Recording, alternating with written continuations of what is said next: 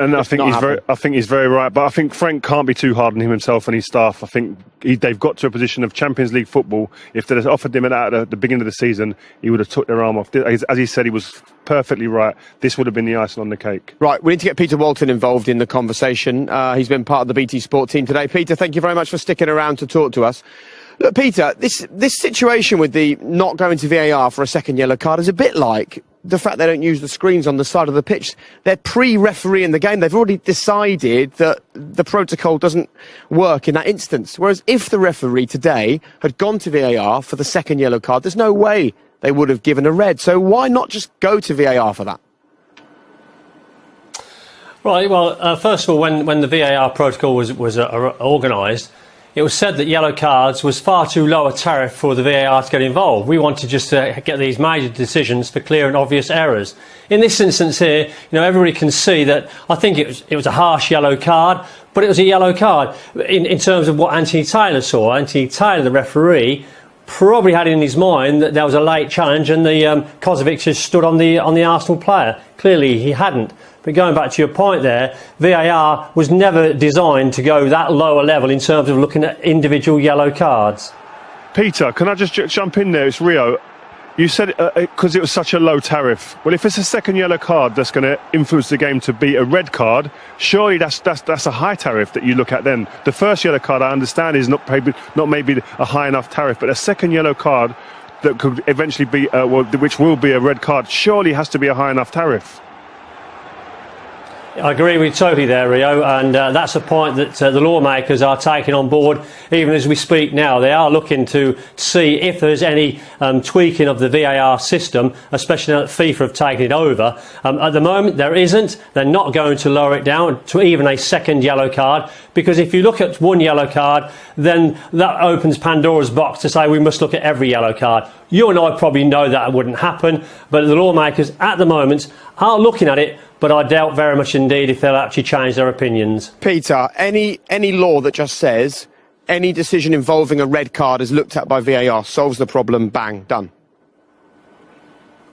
Well, it does, and that sounds very simplistic, and probably that's the way we should be looking at it. But at the moment, as it's written, we know how it's written. Yes, we'll disagree on certain aspects of it, this being probably the major aspect when there's a second yellow card. But at the moment, as it's written, there's nothing they could have done about it today. I do think, however, it was a harsh yellow card, and that's the way the football's going today. One other thing we do have to talk about is the potential for a handball. It looked like the ball was carried outside the box. Maybe you can clear this up for us, because Chelsea fans are not happy with what they saw here. No, they're not. No, this is a great position here. You can see there the ball is in the hands of the goalkeeper, directly in parallel to that area, that goal line area. And as we know, the area is included in that goal line. So as it happens, the ball is deemed to be inside the area, and therefore no offence has happened. May I say, a great spot from the assistant referee there, because Anthony Taylor, the match referee, wouldn't have had that view. That's the view the assistant would have. VAR, by the way, would have had a look at that as well. They would have checked that just to make sure it wasn't outside the area, because there was a potential for a denial of a goal scoring opportunity had it happened outside the area. But it didn't. The picture's cleared that up for us, Jake. It was no offence.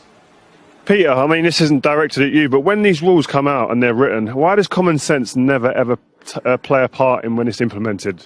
I don't understand. Yeah. Well, common sense is, to you is not common sense. Common sense to you, Rio, is maybe not common sense to me. And IFAB have a technical committee, by the way. That technical committee has indeed got ex-players on, ex-managers, ex-coaches. So we do have an input from the playing side as well. And maybe we need to have more of an input from the playing side. We want names, Robin says. Peter, thank you very much.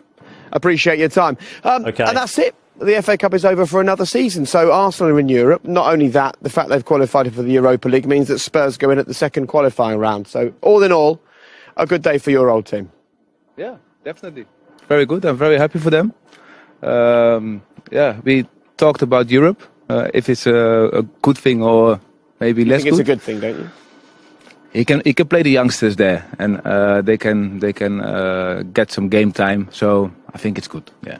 Okay, great. And from a Chelsea perspective, look, it wasn't a good day, and Frank has come out and said that clearly the performance wasn't good enough, but they remain a work in progress. They're in the Champions League next season. Yeah, it's like Frank said, the main job was getting in the Champions League. This would have been the icing on the cake. It wasn't meant to be. A lot of things went. I think Frank will go home, he'll digest the performance, and he's got a Bayern Munich game. But I think overall, when the season's finished, I think Chelsea and the people in and around the club will be very happy with how things have gone and excited about next year now.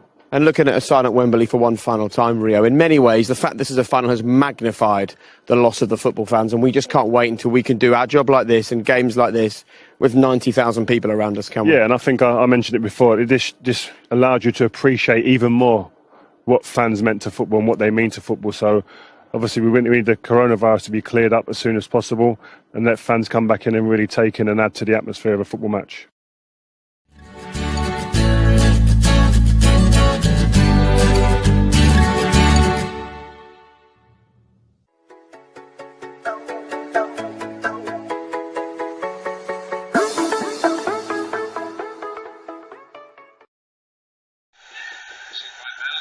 Pulisic has worked his way through, and it certainly isn't going to finish 0-0. The goal inside 5 minutes, and it's come from the United States of America.